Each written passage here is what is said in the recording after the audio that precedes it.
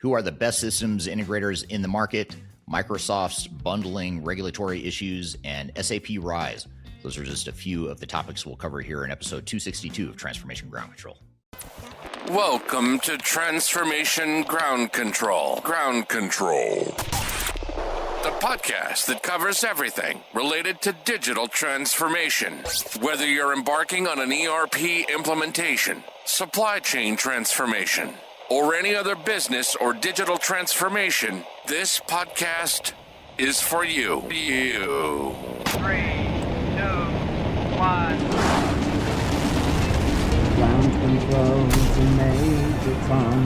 Hello, welcome to Transformation Ground Control, episode number 262. My name is Eric Kimberling, the CEO of Third Stage Consulting. We're an independent tech-agnostic consulting firm that helps clients throughout the world with their digital transformations, and also part of Lander Talent, which is an IT and ERP staffing firm that can help you with your digital transformations. This podcast is tech-agnostic, covers everything related to the strategy, people, process, and technology sides of digital transformations, ERP and AI projects, any sort of enterprise technology initiative. We're here to chat about things that are relevant to you. Joining me, as always, is our co-host, Darian Chwialkowski. Darian, thanks for being here today. Yeah, thanks for having me. Got some fun stuff we're going to get into today, some meaty topics here. We're going to start off with some questions that we've received on social media.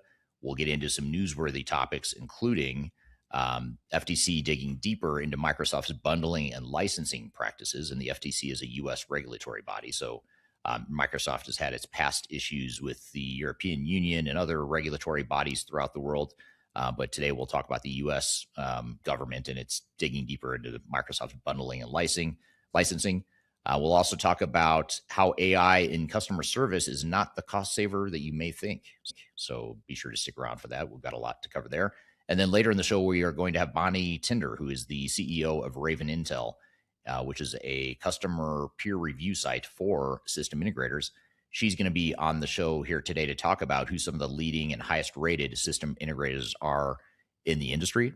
So that should be a really interesting conversation. And by the way, this is a conversation that is not funded by or influenced by any of the systems integrators. She's going to be speaking purely from customer and peer reviews that are non-sponsored. So that's really important because it's all like sort of like the Yelp or the Google reviews of the enterprise tech space. So she'll be talking about some of the data that shows who some of the best system integrators are, at least the highest rated ones.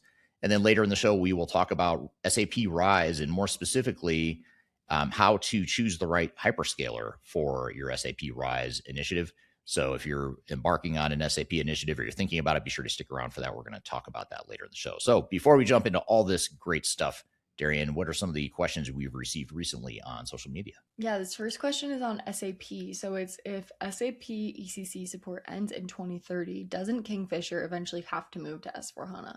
Great question. So this is in response to a video I made about the Kingfisher organization, which is a company that publicly presented its plan to not implement S/4HANA, but to instead remain on ECC and innovate and future-proof and add new technologies to augment what they already have with SAP ECC without necessarily going down the path of an S/4HANA upgrade. So the question then is, because SAP is discontinuing support for S/4HANA in 2030, don't they have to move to S/4HANA? And that's a great question because it's a common misconception that because the vendor is cutting off our support, that must mean we have no choice but to move forward with the upgrade.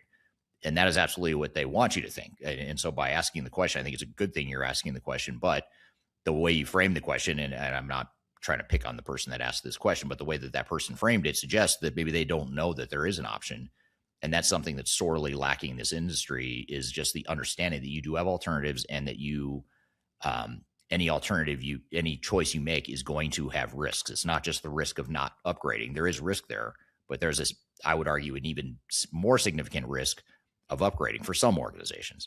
So short answer is no, you do not need to upgrade just because SAP or whoever your software vendor is. If you're a Microsoft customer, you might be facing the same thing. They have a similar timeline of decommissioning support for their products or the legacy products.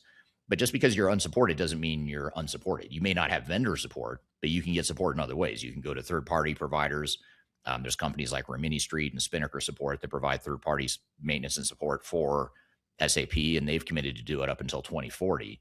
So that buys you another 10 years that you could be using ECC. You could keep your customization. You could build new innovation on top of ECC. You could, expand into other technologies. You could use AI. You could incorporate AI tools using the technology you already have.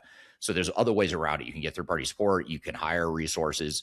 Yes, over time it gets more difficult. Yes, it will get more expensive over time because you'll have less and less resources over time that can support the product. But right now, there is such a robust ecosystem of knowledgeable people that know how to support ECC that you're fine well past 2030.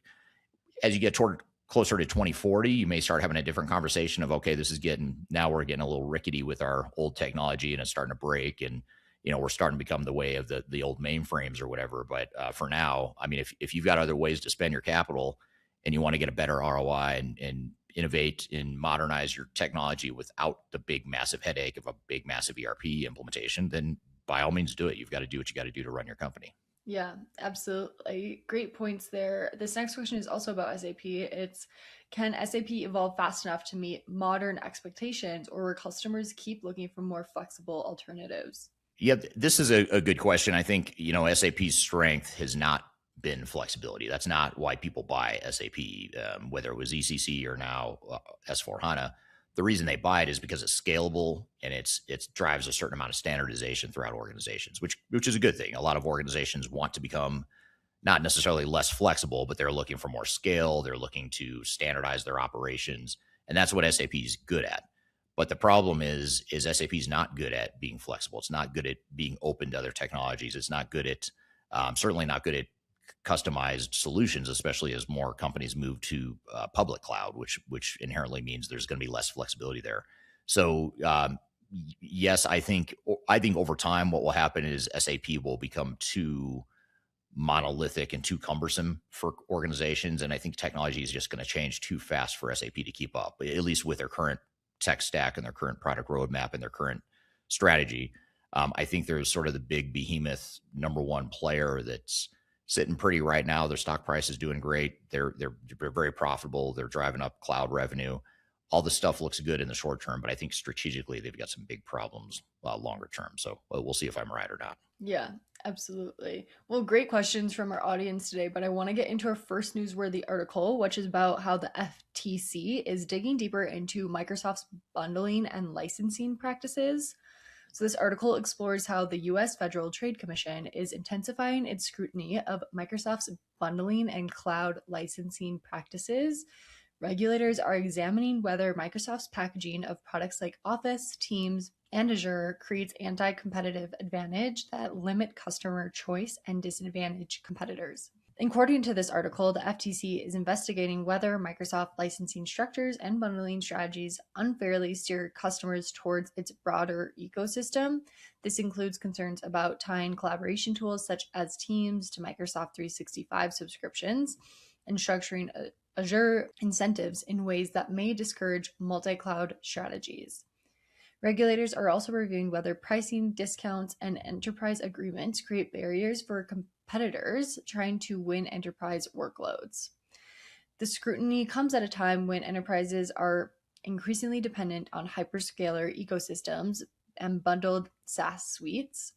If regulators determine that Microsoft's practices restrict competition, it could lead to structural changes in how enterprise software is packaged, priced, or integrated. The investigation signals growing regulatory attention on how dominant enterprise technology vendors use ecosystem leverage to expand market share. Bundling and licensing strategies, once seen as standard enterprise sales tactics, are now being evaluated through an antitrust lens. This outcome could influence not only Microsoft, but the broader cloud and SaaS market.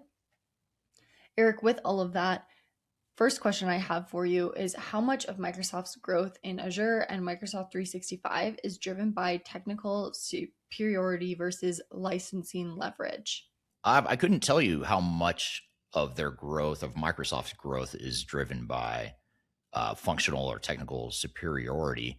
I think, they do have an advantage that they are integrated to not just Azure, but you look at Power Apps and Power BI and Copilot and SharePoint and Microsoft Outlook and Office 365, all that stuff. I mean, companies that are Microsoft shops, they tend to prefer Microsoft for better or for worse, and they're more likely to benefit from these bundling practices. But having said that, I see why they're under regulatory scrutiny. This isn't the first time Microsoft has faced regulatory scrutiny for bundling. I know back 20 years ago or more, they had trouble. I don't know. I don't recall if it was in the European Union or in the United States or both, but one or both of those regulatory bodies pursued regulatory relief for the fact that they were bundling Windows with Internet Explorer. And so competitors in Internet Explorer was a internet browser at the time that was very popular, and there were other competitors that were creating other internet browsers that felt like they were unfairly cut out of the Windows and the Microsoft ecosystem, simply because Microsoft controlled the Windows side of things. And so I think they ended up having to unbundle that as part of the regulatory remediation back then. So this isn't the first time that Microsoft's fallen into this pattern. Microsoft's not the only one falling into this pattern. I know SAP is having issues in the EU for similar antitrust allegations. They're being sued by a business process mining software company called Celonis for allegedly locking out the Celonis business process mining technology, locking it out of the SAP software because SAP has their own business process mining software. So I think this is something that's going to play out in the coming years, maybe a decade or more.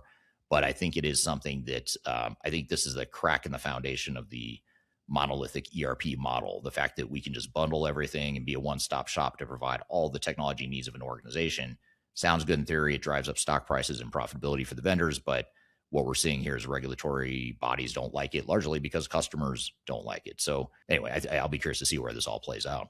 Yeah, absolutely. I'm going to bundle my next two questions. They kind of go together here for this article. At what point does bundling become anti-competitive rather than customer convenient? And then with that, after all of that, how should CIOs think about optionality when entering a multi-year bundled agreement? Yeah, well, first of all, I'll answer the second question first. The optionality thing is important because if I do bundle everything, I'm now double down, and I'm more locked into this one vendor than I already was. So it could be a good thing if you're very confident that you love being a Microsoft shop in this example, and you're going to continue to be a Microsoft shop for years and years to come. But I think the problem with the space right now is it's changing so fast that we don't know. We don't know how relevant Microsoft is going to be in 5 or 10 years. We don't know how relevant SAP is going to be in the next 5 or 10 years. There's just too many upstarts and fast moving technology providers out there. And the landscape is shifting so quickly, especially with AI. It's creating much lower barriers to entry to create a software company. I mean, now would be an awesome time to start a software company. And I'm sure there's a lot of people sitting in their garages doing just that. And one of those competitors several of those competitors are going to be viable competitors for Microsoft and SAP in the future. We may not know who they are yet. So I think that's where the industry is going to head. So I think preserving your optionality, keeping your options open is something that's very important, knowing that what you know today is probably going to be obsolete in 2, 3, or 5 years. And then what was the first part of your question? Sorry. At what point does it become anti-competitive behavior rather than customer convenient for bundling? I'm sure the vendors would argue that it's customer convenience. I'm saving them money. They're going to buy all this stuff anyway. I'm just giving them a break on it. There's definitely a gray area there that only a regulator and the legal system can work out. I don't have a good answer for it other than I think what a regulator would say, or what an attorney might say, is that once you start undercutting to the point where you're losing money or you're getting a loss leader on certain technology just in the name of keeping out other players, that's where I think you cross a line into anti-competitive. But anti-competitive is also a very gray area, and that's something that's not cut and dry. So it is going to be fought in the court system, I imagine, for a while to come. Yeah, absolutely. Well, super interesting to keep a pulse on that, especially in the future here. But I want to get into our next article, which is about why AI is not a necessarily cost-saving model in customer service. So this article challenges the common assumption that AI automatically reduces costs in customer service. While many organizations deploy chatbots, virtual agents, and generative AI tools expecting headcount reductions and efficiency gains, the reality is really more complex. AI often shifts costs rather than eliminating them, and it can introduce new operational, governance, and experience risks. According to this article, companies frequently underestimate the true cost of deploying AI in customer service environments. Beyond licensing fees, organizations must account for integration, data preparation, ongoing model training, governance oversight, security, and human escalation paths when AI fails. In many cases, AI handles simple inquiries but escalates more complex issues to human agents, increasing workload and complexity rather than reducing it. This article also highlights that poorly implemented AI can degrade customer experience, damage brand trust, and increase churn. Instead of serving as a pure cost cutting tool, AI in customer service often becomes an investment in speed, availability, and personalization that requires careful design and long term management. The overall key takeaway from this article is AI in customer service is not a plug and play labor replacement strategy. It's an operational transformation that introduces new cost structures and management requirements. Organizations that treat AI as strategic capability rather than a short term cost reduction tool are more likely to realize the sustainable value of it. Eric, with this, I'm just curious to your take if this is something that you hear a lot too, that you hear this misconception a lot. And then my other question with it is, why do executives continue to frame AI primarily as a cost cutting initiative rather than a value creation tool? Yeah, I know a lot of companies are struggling with this right now, and a lot of board of directors, a lot of boardrooms are having discussions around how can we get in on this AI thing to save money. And so I think a lot of it is coming from the top, and maybe in a slightly or a drastically unrealistic view of what AI could possibly do for your business. So I think a lot of it's being driven from the top. I think a lot of it's being driven by misunderstanding of what AI is and the level of maturity of AI. And I think the companies that are most successful, at least the ones we're working with, where we're helping a lot of clients with their AI initiatives now, the thing they all have in common, these more successful ones that are having successes with AI, is they are focused on overall value. They're not using it as a cost cutting measure. They're looking as a way to say, how can we take this great team we have and how can we scale those people to do more and to get more productivity out of them? I think that's the real play. I think the AI job loss and job displacement is probably a bit overstated, and I don't think anyone really knows anyway. So I definitely wouldn't want to assume it's drastically high or low in terms of what AI's impact is going to be on the job market. But I think it is a great opportunity to get more value out of people and to make people smarter and just be able to do their jobs better. Yeah, absolutely. One question I have with this is, what are those hidden costs that organizations consistently underestimate when deploying AI in service operations? I think probably the biggest thing is data quality. I mean, data quality is such an important part of AI. And a lot of organizations think that if I deploy this cool, sexy AI tool, then I'm going to save a bunch of money and I'm going to, it's going to work wonders. Well, it could longer term, but it's not going to short term if your data sucks and if you don't have good data. So having the right data model, the raw data that you plug into the AI tools, but also the data governance to make sure that the data you keep feeding the AI tool is accurate is important. It's just like, when you run reports now out of your core financial system or your ERP system, chances are pretty high you're getting some errors in there, and you have some people that are on the back side of things manipulating that data, cleaning it up, using spreadsheets outside the system to reconcile and fix data. So a lot of these data issues have probably been hidden from a lot of leaders, and they don't realize that the data was never good to begin with. You just had people that were finding ways to make do with what they had. Well, now you've got AI, which isn't smart enough to know yet that the data and the inputs it's getting sucks and it's not accurate.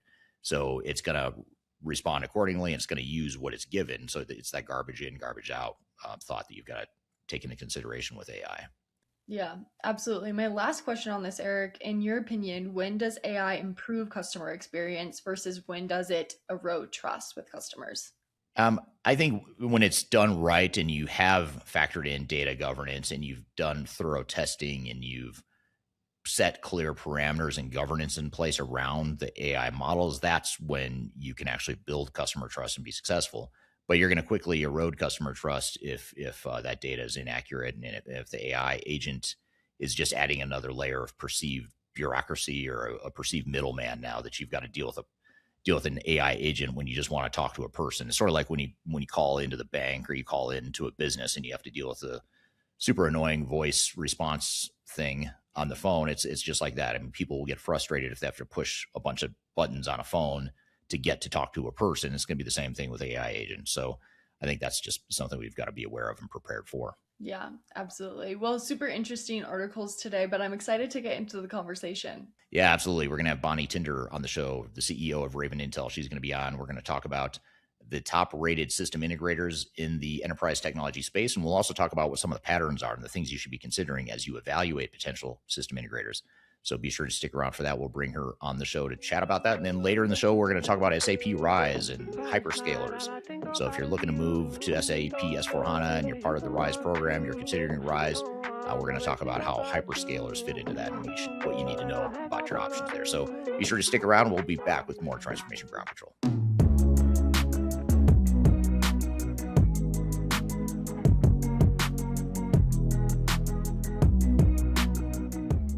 If you're leading a digital transformation or ERP initiative and you want to avoid the costly mistakes that most organizations make, that's where Third Stage Consulting comes in. We are an independent and technology advisory firm, meaning that we don't sell software, we don't take commissions from vendors. Our only job is to protect your interests and be on your side. We help executives and project teams plan, deliver, and recover digital transformations and ERP projects, reducing risk, improving adoption, and delivering real business value. If you want clarity before you commit to your digital strategy, or if something feels off track to you, feel free to reach out to us at thirdstage-consulting.com, and my team and I would be happy to help. The last thing you want to have happen is for your digital transformation to end up in court. I've been doing this for 20 years and I have seen everything. My name is Marcus Harris. I'm a software and technology attorney focusing my practice on drafting and negotiating software-related contracts and litigating software disputes across the country. Feel free to reach out to us at taftlaw.com. We'd love to talk to you about the litigation process and what you can expect. Sometimes all I think about is you. Late nights in the middle of June. He waves been faking me out. Can't make you happier now. Sometimes all I think about is you. Hello, welcome back to Transformation Ground Control, episode number 262. My name is Eric Kimberling. I'm here with Darian Chwialkowski. You can find new episodes of this show every Wednesday by going to transformationgroundcontrol.com. This show is sponsored by Third Stage Consulting, which is an independent tech-agnostic consulting firm that helps clients throughout the world with their digital transformation journeys, and it's produced by Major Tom Productions. If you'd like to learn more about how to collaborate with us on this content or on this podcast and other content we create, you can reach out to us. I've included contact information below for Major Tom Productions, as well as my contact information as well, if you'd like to learn more about how Third Stage Consulting can help with your digital transformation. So one of the biggest things that make digital transformation successful is going to be the system integrator, the implementation technical partner that you work with. And this decision is arguably even more important than the software itself. But up until recently, it's been very difficult to know who the leading system integrators are, who are the high quality partners versus the ones that aren't as high quality. And there's just a lot of system integrators out there that aren't directly affiliated with software vendors, although they are partners of software vendors. It doesn't necessarily mean that they're all good. So the question then is, how do we know which ones are good, especially when we know that system integrators and vendors are going to curate and give us the most favorable client references? How can we get a broader data set to better understand who the best system integrators are, or whether or not our preferred or potential system integrator is going to be good for us? So to unpack this conversation and to get into more detail, more data behind satisfaction with system integrators, I want to bring on Bonnie Tinder from Raven Intel, which is a peer review site that it's almost like the Yelp of system integrators. So Bonnie, welcome to the show. Thanks for having me. So you've been on this podcast a few times before. You and I have known each other a long time in this industry, and I would consider you a fellow maverick / renegade / disruptor in the industry, because you're doing something that in some ways is so crazy, but in other ways just so common sense-ish that no one had thought to do it until you did it. And that is to start a peer review website and a service for companies that are looking for system integrators and vendors. Tell us a little bit about Raven Intel, and maybe also tell us, like, how did you come up with this idea? Why'd you do it? What led you down this path? Yeah. Well, thank you for that. And we think about our buying experience as consumers, out on say, Amazon. And if you're buying a $2 item, you are reading reviews. You're selecting a restaurant, it's particularly in a town that you might not be familiar with, you're looking at Yelp. So much of our consumer buying habits are based upon peer review. And yet, when we look at these multi-million dollar complex projects that so many parts of the business hinge upon, prior to Raven, there was no way to really look and vet a partner. And so, 8 years ago, I started Raven Intelligence with this idea that I wanted to make it as easy to find a great partner as it is to find a great pizza spot or buy a good item on Amazon. And the difference is on Amazon, you can easily return your item if you don't like it. But it's much less of a return policy for a botched implementation. And we're talking about millions of dollars, not a couple of dollars. So it's a really important area to really make sure that you are selecting the right partner. Because Eric, as you mentioned, and as you see day to day, your partner is, and the team that you put in place is going to make or break your implementation and technology success. So it's such an interesting thing, and it's funny to think about a return policy. What's your return policy for my digital transformation services? Do you have an exchange policy? It's funny to think about. But Yeah. why do you think that is? Like, why it is fascinating to think about how we can be buying a book for $10 and we obsess over reviews and comparing different books. But to your point, you spend millions of dollars on a system integrator, and sometimes you believe the marketing hype and you go for it. What do you think that is? Is that a organizational behavior sort of thing? Is it overconfidence? What causes that, do you think, just based on your experience? Yeah. Well, when you're buying a partner or consulting work, you're really buying something that's difficult to touch and feel, right? You're buying hours, you're buying expertise. Whereas even with the software, you can put a box around what the software does. It's easy to demonstrate software. It's much more difficult to demonstrate a finished project, especially be in the early stages of things. And so this idea that, I spent $1 million on my project and now it didn't meet expectations. The time has been invested, the resources have been invested, and it's very difficult to go back unless there's something, that's really obscure that happened that you can point to. You can't go back and undo. And that's why it makes it so important, Eric, to make sure that you're set up for success early. Or if you're early in a project and you spot those red flags that you're like, okay, we gotta change directions, like right now, like quit while we're ahead type of thing. You need to be able to quickly, course correct if for some reason the partner that you have is not going to be viable for the long haul. Right. And just out of curiosity, tell us a little bit about your background, your upbringing in the industry that led you to this point where you started Raven Intel. I think the same year I started Third Stage, right? 2018 is when you started Raven, because I think we were comparing notes along the way as we were both getting started. But what led you up until 2018 when you started Raven Intel? What was your journey and how'd you end up here? Yeah, well, I started out my career right out of college in implementation. The first job I had was implementing payroll for, at the time it was called Ceridian, now it's called Dayforce. And that was, and even in the 25 plus years that I've had in this industry, I look back, that still was the hardest job I ever had. Implementation is not for the faint of heart. It is a really tough road. On the other hand, it taught me a ton about how this whole implementation of software works and what was involved with it. That was the first parts of my career. I moved into other areas within the business and in marketing and sales. And so really got very acquainted working in these software vendors to see from a lot of different lenses what happens in that onboarding process, and where the customers were getting value or not value. In the late 2000s, I actually ran competitive intelligence for a software company.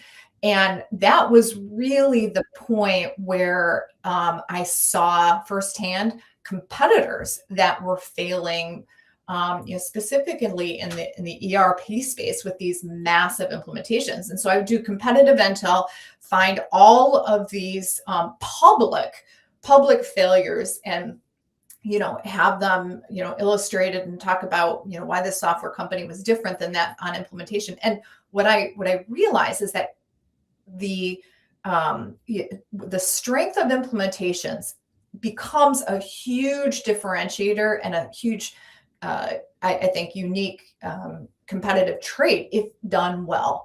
And so I thought, hey, it's really hard to demonstrate when you do implementation well, because nobody, says thank you for getting it right. I wanted to give partners a way that they could define how they were doing implementation and show the success through the absolute best content that a company can have, and that is in the voice of their customers. And so that's really what led me to start Raven in 2018 was, giving I wanted to give these SIs and software vendors a way to really prove out that they were doing a great job during implementation and have some hard data in the voice of customers independently that would help them set themselves apart. From a competitive standpoint, I think it's the absolute, most important thing that a customer can make a decision on is tell me the success rate of other customers who have just gone through an implementation. That is a huge proof point as to what you're buying is going to be good or not. Yeah, that's super interesting. I have a follow-up question for you. I'm going to ask you in just a moment on that too. But I want to turn to the audience here, say hello to a few people that are joining. Patrick is joining on LinkedIn, says hello, and you are live in Poland. Hello, Patrick, good to see you again.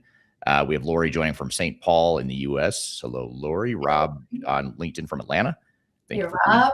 You know some of these people? These names look familiar to you? I do. Hi, Sue. Sue from Wisconsin. Wow, you're bringing quite the fan base here to the show. Thank you. I love it. All great implementers and titans in the tech industry. So glad to have them here.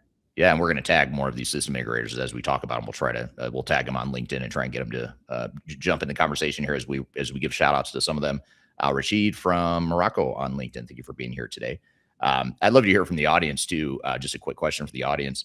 I'd love to hear what you think the most important criteria is when you're thinking about a system integrator for your organization. What's the most important criteria? What are some of the pitfalls or lessons you've learned or things you look at when you're evaluating system integrators? I'd love to hear the feedback. So drop that in the chat. I'm going to come back to that here in just a moment to your responses on that. But Bonnie, you were talking about your journey and how you ended up starting Raven Intel, and you have an interesting background in competitive intelligence. And really, it seems like what you're doing is you're bringing some basic fundamental transparency to an industry that wasn't really raised on transparency. How did vendors and system integrators respond when you launched this platform in 2018, given that it wasn't a thing? This wasn't like just another peer review site. There wasn't any at the time. Were people open to it? Did they like it? Did they push back on it? Did it make them uncomfortable because they couldn't control the narrative? What was the response you got from the industry in general? Well, my first year, most people wanted to run the other way. Right. Frankly, oh, you want to review implementation? Great. Okay. Talk to you later. No thanks. So I would say the first reception was very cold, especially from the big GSIs and honestly the global software vendors as well. Initially, they were like, "Hey, we got that covered. No need to dig into our data here. We're our customers."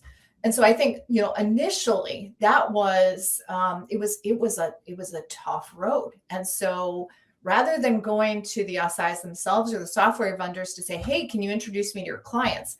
what we did is we just went straight to the clients. I mean, the clients were the ones who, had a story to tell. They were the ones who would be very forthcoming in terms of giving us reviews. And so our first, what I would say, our first 500 reviews were based on, our own guerrilla marketing tactics to just go straight to these software shows, talk to clients, with our, investigative hat on and get that feedback.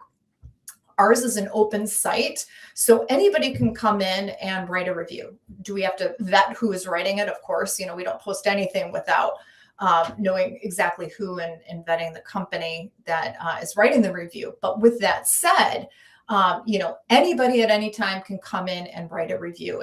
We're not gatekeeping any of the data. We don't lose reviews or anything like that. So our best data initially came directly from clients, and also doing all of the hard work and going directly to them and just asking them, hey, would you write a review? However, all of a sudden in like year 2, we had some of the very best SIs who really got it and understood the value of showcasing their customers on the site. They knew that it was easy for them to find great reviews, and they knew that was going to set them apart. So all of a sudden we had some early adopters who, and some of them are actually on this call right now, some of the SIs that were independent doing an amazing work for their clients that were running toward it. And I always say you can spot a great SI from a mile away, because they're the ones who are leaning toward transparency and toward getting customers to review them, versus the ones who say, oh, well, we want to protect our clients, or we do advisory work, so we can't get our clients to do reviews. I mean, it's a bunch of excuses as to why they can't get reviews, but I think that's just a mask for we're afraid what customers will actually say, and we don't want that public. So again, where we really started getting some great momentum is we found all of these SIs that were, and software vendors too, right, that really understood how powerful the voice of customers were, and were not bashful about getting their customers out and talking about their experience, because they knew overwhelmingly that it's positive. So shout out to the UKGs, the Dayforces, the the Unit 4, the Smart Communications, right? Some of these vendors that were building ecosystems that wanted to showcase the great work their partners were doing, and were not afraid of transparency, because quite frankly, they knew that their clients were satisfied. Yeah. Very interesting. Yeah. And so you trigger a couple of questions or jog a couple thoughts in my head that I want to come back to in just a moment. Let me get to a couple audience things here real quickly too. LinkedIn, someone on LinkedIn, I don't see the names, says hello from Colorado, a fellow Coloradoan. I'm in Colorado as well, in Denver. And then I know, Bonnie, you didn't say this, but you're in Chicago. And here's a comment from someone who I know lives in Chicago. You two should know each other if you don't already. This is from Carmen on LinkedIn. Carmen says, this is why governance and guardrails is important. Love that you have a way to help clients deep dive into their own data, help them understand how their investments are being managed. And I assume it helps the vendors just as much, maybe even more. It might help the vendors, because now they get to see what do people think of our services. We have our own view, but what are they saying about us?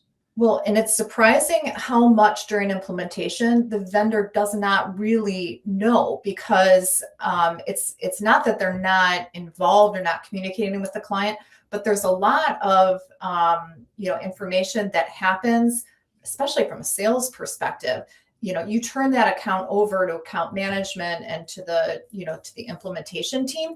It's not that you're not wanting to be involved, but like after post sale, you're not intimately aware of what's going on. And this is a way for them to in a very independent way, make sure that, what the partners are delivering is quality work, because that reflects their brand as much as their software does. Yeah, absolutely. That makes sense. Also want to say hello to Ken on LinkedIn, joining from North Carolina. Sanjay, I'm joining on LinkedIn, says good morning all. Good morning, Sanjay. And then Patrick on LinkedIn has a comment here.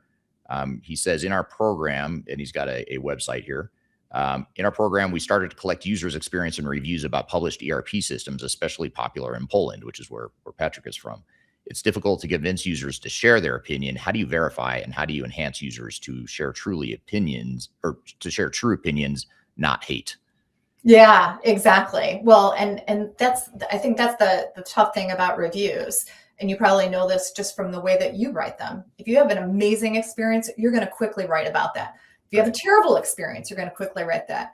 If it's like, if you're sort of neutral on it, and that's like, maybe in the 6 to 8 out of 10 range, I mean, you're not as likely to do a review because you're just like, eh. And so it's finding the broad sampling of information from the promoters down to the detractors, but also what's in between as well, because that gives you a real look at what the quality is, in general, is having the volume of reviews. And Patrick, you bring up the thing that is the most challenging thing about the reviews business is incenting a client to take 5 minutes to do a review. And so ways that we, or how should I say, ways that is, we increase the odds of that is when somebody who knows them and has a relationship with them is the one who asks them to do the review. And that is primarily the consultants. And so we have a lot of SIs that are part of the Raven program who actually bonus their consultants based on the number of reviews that they get as well as the quality, right? So that puts skin in the game for the consultants to make sure those reviews are complete. And when a consultant who's intimately aware of the experience during an implementation, when they're the ones doing the asking, the client is like 90% more likely to respond, as opposed to when it comes from some marketing email address, or definitely from Raven Intel that they may have not been familiar with. So the likelihood goes way up when it's the consultants asking the question, because there's something in it for the consultant to get reviewed. I mean, even incentives aside, consultants can use reviews to basically show the quality of work that they're delivering for clients. So getting skin in the game is a huge deal.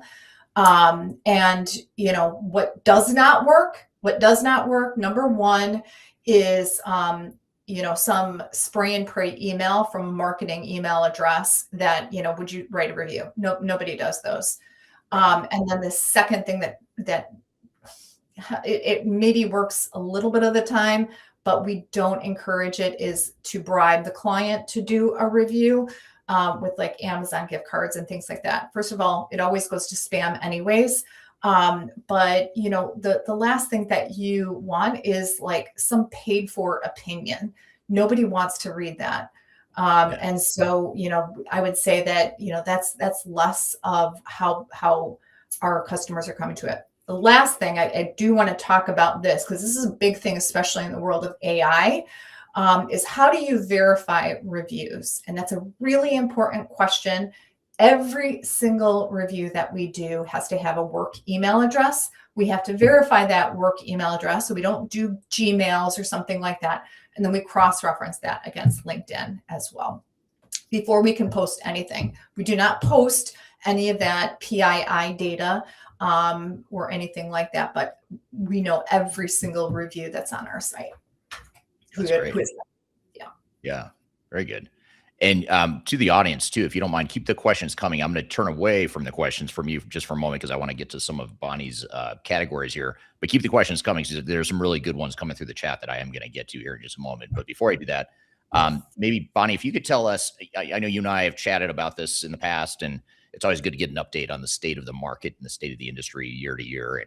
And you have some broad observations based on some of the patterns you're seeing just across the board in general with the data. And so before we get into some of the highest rated system integrators, which is, as I assume, a big part of what some people are waiting for us to get to here today, tell us a little bit, before we get to that, tell us a little bit about what are some of the general patterns that you saw in the data over the last year?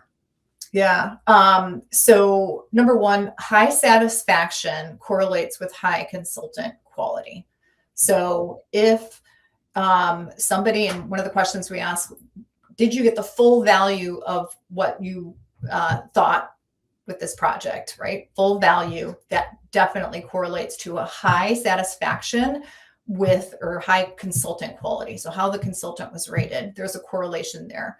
And not surprisingly, the people and the team dynamic are what I would say are number one telltale sign of a good consultant team, and your ability to realize value, right? Because they're going to be the ones that will help you through the change management that's so critical.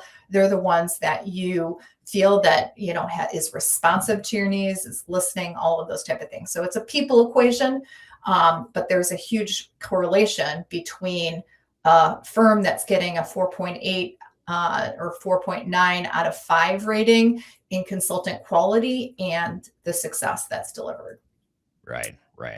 And number 2, I would say execution reliability is a differentiator. And, on time, on budget, while it doesn't, correlate, one-on-one to value delivered, it's important, right? Because typically firms who can deliver within the scope that was agreed upon are the ones that really can separate themselves. They're the ones who have scoped out the project correctly. They're the ones who put those sort of guardrails around the project, as opposed to going in knowing, oh, well, this time frame is going to change, 4 or 5 times as our change orders that we're going to, make all of our money on. So execution reliability is the differentiator. It is not everything, right? But if somebody is consistently delivering, half of the time, half the time on budget, that's typically is spotting other failures as well.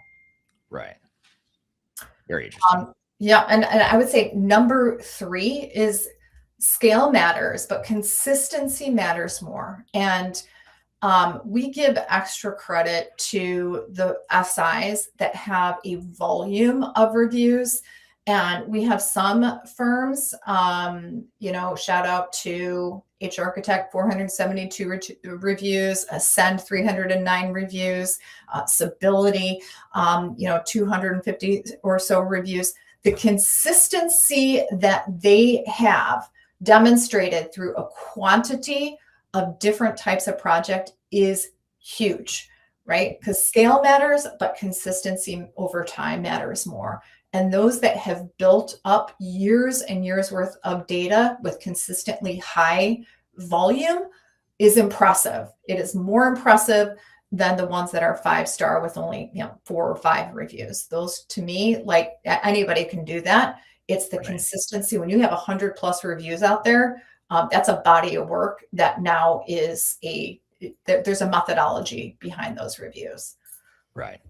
Yeah, I'd be curious to hear from the audience if you're surprised that the big names don't always rate the highest, because I think that's what you're saying too, is it sounds like you want a blend of the best of both worlds, if you will. You want a partner in an organization that can scale with consistent, repeatable quality, but at the same time, it sounds like the hugest ones aren't necessarily the ones to do that most consistently. They might be able to deliver more projects, but I imagine their success rate, you get some diminishing returns there, I assume. Is that true? Or how would you compare like the bigger firms with the biggest firms? How would you compare like the quality or just the general patterns you see between them? Yeah, there is absolutely zero correlation between name brand and success.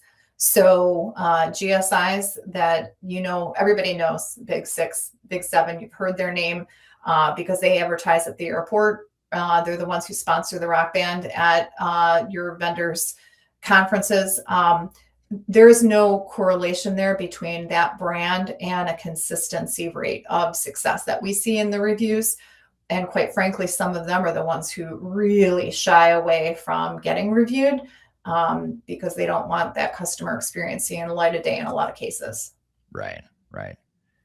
Good. Well, let's get into some examples then. You've pulled out some of the leading system integrators, the ones that have the highest ratings, and the most consistent, broadest rating. So you're not looking at SIs that maybe had 1 or 2 reviews that are 5-star. You're looking for the ones that had some substance and some repeatability, I guess you'd say. Yeah, we can't even give metrics to firms that have less than 7 reviews. I mean, it just doesn't until they hit that magic number of 7 that we can't reliably come up with metrics for them. However, once they hit that, and the firms that we have are there's a baseline of 30 reviews that we have before any of these can even get a mention. It's that consistency, as I mentioned before, that we can confidently say, hey, we recommend these firms. And I want to make sure that, when I talk about these firms, awards are so difficult. They are so difficult because it really depends. I can't just give a single award for an SI. I mean, that would be like, it doesn't make sense because it's based on what industry, based on geography, geography, based on what software, based on what scope of project. Do you need managed services afterwards? So that's difficult to say. So I've alphabetized these. Please know that they're alphabetized. These are not in order of how, of anything other than alphabetical by name. All right. But let's start out. Let's start out with an A, Ascend, right? So this is a UKG focused powerhouse offering both client-side and consultant-led implementation. The data reflects deep specialization. They have over 300 reviews. They're at 309 right now. So kudos for that volume and consistency over time. They have a 9.7 out of 10 partner satisfaction. Their systems expertise 4.9, consultant quality of 4.9 as well. And they really combine specialization with scale and volume, which you can see here. So Ascend, awesome choice for UKG, particularly with client side as well. Lots and lots of client side work that they've done. The second one, and Eric, do you want me to keep going? Yeah, let me ask you a couple questions there then. So and this goes back to the comment you just made right before you got into the discussion here of Ascend. You were saying that it'd be impossible to say, who are the best ones or the best one, because there's so many different categories and subcategories you'd have to look at in terms of software, geography, industry, et cetera, et cetera. Mm-hmm. Where would you say in this case? So if I'm looking at Ascend and I know I'm implementing UKG, where would they be a best fit? Like, could you give us an example of how, like, what category, what box would I fall into that would say Ascend would probably be a really good fit for me, other than implementing UKG?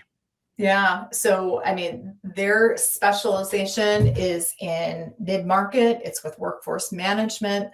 It's with, if you need client-side resources, as well as the ability to, handle complexity, especially, within the mid-sized enterprise. They're a great bet there. Right. Mm-hmm. Cool. Okay. All right. So that's North America. North America. Okay. Yep. All right. So congratulations to Ascend being one of the top rated ones here. And I'm tagging, and I'll drop in the chat here the names in case you miss it. I'll try to keep up here as we're going through it, just to drop in the chat for you. You can read it, by the way. Any that I'm mentioning, you can read all of their reviews out on ravenintel.com and just look them up. And don't take my word for it. Take their customer's word, and you can see all of the reviews right there. Yeah, I'm glad you said that, because Ken from LinkedIn said he joined a few minutes late. And where do we find the reviews? And that's probably something I should have asked you in the intro. It's ravenintel.com, right? RAVEN. Yep. And you can Intel search my software ecosystem and go or by any of these partners' names. And this is all free data, by the way, right? I can go out there and just review it. I don't have to pay you to go see the data. Not at all. Not at all. This is designed for a software buyer who's looking to implement. Yeah, interesting. Very cool. Okay, so we talked about Ascend. Who's next on your list of alphabetical? H-Architect. H-Architect brings cross-platform depth across ecosystems like Dayforce, as well as UKG. They offer advisory services as well as full implementation services. They do workforce software as well. So they handle multiple streams of HCM software. What distinguishes them is scale, right? They have the most reviews out on Raven Intel, 472, which is the highest volume, with consistently positive satisfaction scores as well. So they're with that many reviews, 9.6 satisfaction score.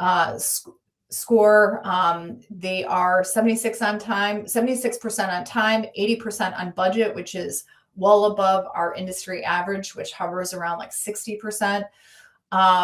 They are 4.9 in consultant quality. So where Architect is really best suited is to come in, especially if you are early in the process and not sure what software that you are choosing. They can offer advisory services as well as the implementation as well. So Architect. I'm here with Bonnie Tinder. We're talking about the industry's leading system integrators, as well as what you need to know when you're evaluating potential system integrators. We've got a lot more to cover. We'll be right back with more Transformation Ground Control. When the soul of the city was laid to rest and the nights forgotten. If you're about to embark on the jungle of digital transformation, check out my new book, Welcome to the Jungle. It's a book that just came out in late 2025. It's my second book, and it's a book that focuses on digital transformation failure case studies and talks about the lessons and takeaways from that. It's 300 pages packed of all the lessons and things that I've learned from having been an expert witness in lawsuits related to digital transformations, and also with our team helping clients recover some of their failed projects. I've included as many lessons I could possibly fit into one book here. You can read this book. You can order it anywhere in the world in hard copy format, which is this format here. You can get it in paperback. You can also get it electronically as well. Scan the QR code right here or go to the links below for your copy. Hope you enjoy it. Let me know what you think.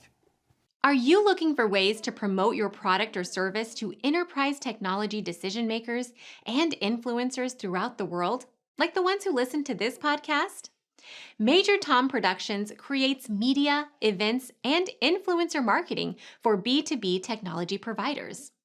Our productions are exciting, educational, disruptive, and effective.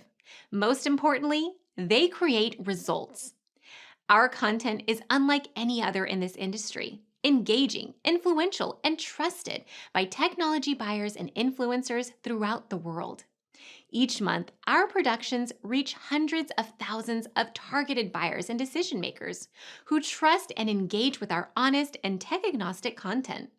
With long-tail viral results and engagement with our content, Major Tom Productions provides a way to reach your target market and create awareness, calls to action, and a connection with potential customers. So collaborate with us today. Learn how we can feature your product or service on podcasts such as Transformation Ground Control, Journey to S4HANA, and Journey to Dynamics 365.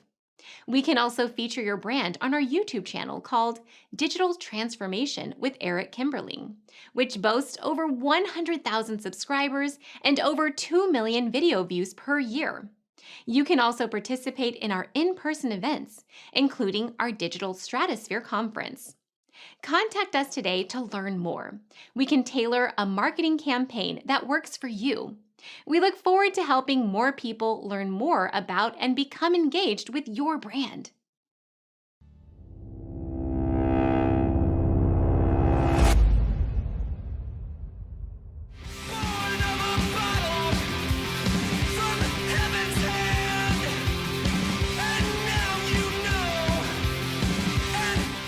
Hello, welcome back to Transformation Ground Control, episode number 262. My name is Eric Kimberling here at Darian Chwialkowski. You can find new episodes of the show every Wednesday by going to transformationgroundcontrol.com. And if you'd like to learn more about how we can help you with your digital transformation, be sure to reach out to me. Third Stage Consulting is the firm I work for. We can help you from an independent perspective, help you de-risk and manage your implementation. We can help you recover your project if you're off track. And we do that across all different ERP and enterprise tech platforms. So we're in the middle of a conversation here with Bonnie Tinder. We're talking about the leading system integrators, who are the best rated ones, and how to evaluate potential system integrators as well. Just to understand here, one thing that stood out here is you were talking about the verified reviews, and just the fact that you've got 472 is impressive, and you've got some quantitative data here, which is super helpful. If I were to go in, if I were to go into your site in general and look at some of the individual comments that people make, do you have certain themes like qualitatively that sort of jump out as far as what people are saying and thinking and talking about when they leave these reviews? Yeah, we do. And so we ask the customer to talk about the strengths of the partner, how they chose their partner, as well as would they hire this partner again? Are they highly likely to do that? Are they likely, or will they shop around? And so consistently, the rehire rate of H-Architect is extremely high. And several of these customers, we see repeat projects. So we may have gotten a review 2 years ago from a customer that has now done a new module implementation or needs optimization help. They'll rehire a partner, and that rate of rehire is a significant calling card for a great consulting firm. And again, we every quarter with these SIs that actually work and partner with Raven, we will consultatively interpret their voice of customer and tell them, here's where you're strong, here's where you have some opportunities, and what your customers are saying your value prop is. And so we analyze all this data and give it back to these firms so that they know where they're outperforming as well. Right. Okay, well, that's helpful. So we talked about H-Architect, we talked about Ascend. Who else is amongst the highest rated SIs? Another H, Hybridge Solutions, now an Argonaut company. They were recently purchased last year. Hybridge has built a reputation as a leader with the UKG healthcare vertical. They have managed successfully many healthcare implementations of great size and complexity. They are the go-to in this area, and their numbers are compelling. 9.8 partner satisfaction, 9.5 project satisfaction, 8.9 software satisfaction, among the highest in this cohort. And typically we see, partners are rated more favorably than the software vendors in most cases. It's just sort of the nature of the beast. And but consistently Hybridge, even with that challenge, is rating 8.9 software satisfaction. So they're really able to help overcome any, hiccups or any challenges with the software as well, which is great. 81% of the time they're on budget. They have 67 reviews, and they really have demonstrated incredibly strong execution in complex healthcare environments. So I would say those were the differentiators. Very interesting. Very cool. Well, congratulations to Hybridge for high ratings there. I'm going to save the next one for a second because I think, and you can correct me when we get to it, I think the next one you're going to go to, because I did see a leaked copy of Bonnie's list, by the way, so I know what she's going to say next. Yeah. I know which one she's going to get to next. I think that might be the biggest one, the biggest name on the list. Is that true? I don't want you to say it yet, but just to build the suspense, is that one of the biggest or one of the bigger names on the list? It is the bigger. It's a bigger name because they offer a full breadth of solutions outside of implementation. Okay. So a big name SI did make the list, and we're going to talk about that in just a moment. But in the meantime, let me get to a couple more questions here because there's been a lot of really good ones here. Here's a question that builds on something Patrick asked earlier. He's either Patrick or Ken, I can't remember. One of the audience members asked a similar question, but Sue on LinkedIn says, how do you make sure you have a balanced review and not only positioning the good reviews? Yeah, Sue, it's a great question.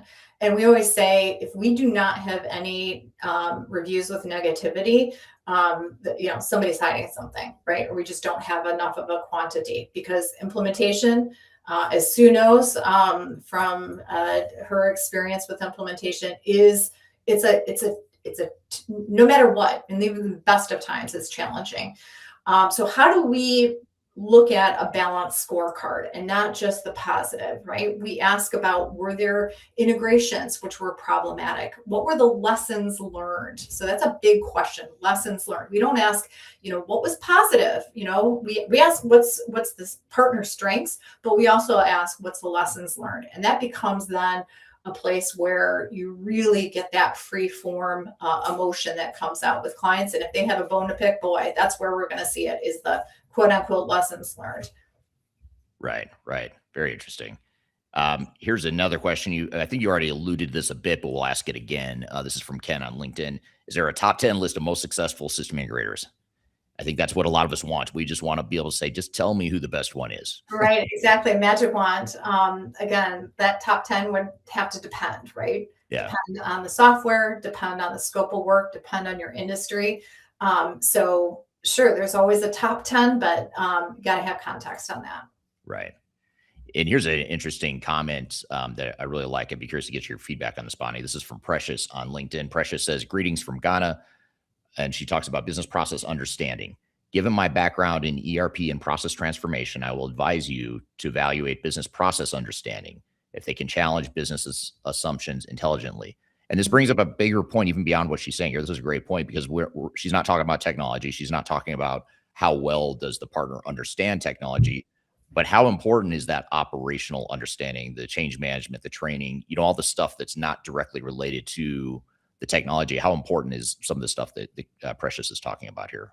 Yeah, it's a huge part of the equation, right? Because if you don't know how to ask questions and land on how can I help my client rethink a process, all of the great technical expertise is irrelevant.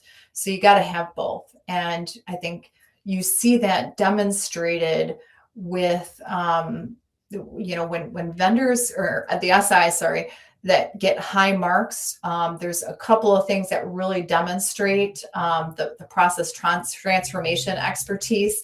And that is, the questions about what was the implementation process like? Was there change management involved, and how was that, as well as the area of value delivered? So when somebody says they got full value delivered, chances are the overall business process was handled effectively as well. Right. There's another question from Themba Lane. That's a cool name.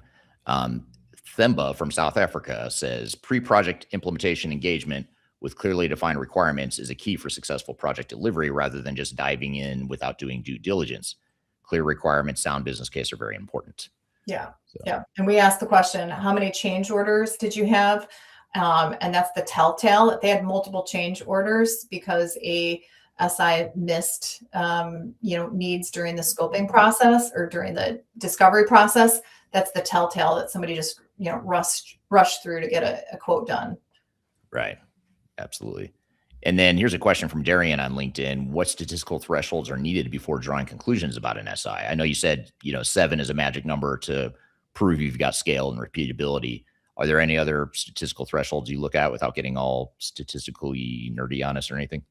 Yeah. I mean, that 7 is a big deal, but then we look at all the telltale markers of success, right? And, when we ask a customer to review a project, it's not just a 30-second, 1 out of 5 stars. Although, man, that would make our job really easy. I mean, we have, close to like 60 questions that we're looking at the answers for to draw a conclusion about that. So when we have 7 customers who have gone through an implementation, that gives us not just 7-star ratings, it gives us, hundreds of points of context that we can really look at what the voice of customers are. I would say, our peer reviews, can you determine if a SI is right just based on reading reviews on Raven? No, I wish. That'd be nice. That would make it a lot easier for people to make decisions, right? You also have to really go with some of the things that you can't put a box around or data around. And that is, how well do you feel this consulting firm matches your culture internally? Can you work with this team? Do you like this team? would you go out and have a beer with this team? If you can't, if you don't like them, it's not going to get better during implementation. And so I think statistically, you want to look at past history, and reviews are a great way to do that. But you still have to run an RFP or a selection process that gives you, you got to kick the tires and really know who your team is going to be, that you can't read from, some reviews. Yeah, absolutely. And then Ken on LinkedIn asked, do you ask those people process side questions in the surveys? So Yes. beyond their knowledge of technology and some of the other things you've talked about? Absolutely. Implementation process is one of them. Was there change management involved with the engagement, as well as consultant quality, which, also talks about and recognize consultant as well. So we ask for a name. So when somebody is named as the recognized consultant, chances are that person delivered some really, really great things. Yeah, absolutely. And then Ken, as a follow-up on LinkedIn, says they all seem to know how to plug the light bulb in. We want to know which ones best understand how the business rooms need to be lit for optimal business outcomes. Mm-hmm. Very well said, Ken. So thanks for that. I like that. Yeah. All right. So I interrupted you, Bonnie. You were in the middle of going through the highest rated SIs, and I stopped you mid-list here. But who's next on our list here? Okay, so you teed it up, Eric. So RSM, and they really stand out for the breadth of services that they offer. So they implement UKG, Dayforce, Workday, Microsoft Dynamics. They have a practice area that spans multiple types of projects and multiple software, while also delivering tax assurance and advisory service that are beyond the HR tech as well. So they sort of do it all. In addition to the advisory, what they're getting on the implementation quality is also incredibly high. So delivery sits at 73% on time, 76% on budget, supported by 4.9 out of 5 ratings in consultant quality and responsiveness. They have 158 reviews, so they've demonstrated consistency over time. And their Dayforce practice is really firing on all cylinders as well. I think their biggest differentiator is the enterprise level scale that they have, and the ability to do multiple types of advisory work as well as the implementation. Yeah, very good. They had a lot of reviews, very high ratings, which is impressive. To your point earlier, I know you said 7 is the magic number, but some of these guys that you're talking about here have hundreds. They're in the hundreds. And I think that's very impressive to show that it's not just a flash in the pan or just the happiest customers necessarily that are putting in reviews. Do you, just out of curiosity, it came to mind actually when you were talking about HR Architect, because they had almost 500 reviews.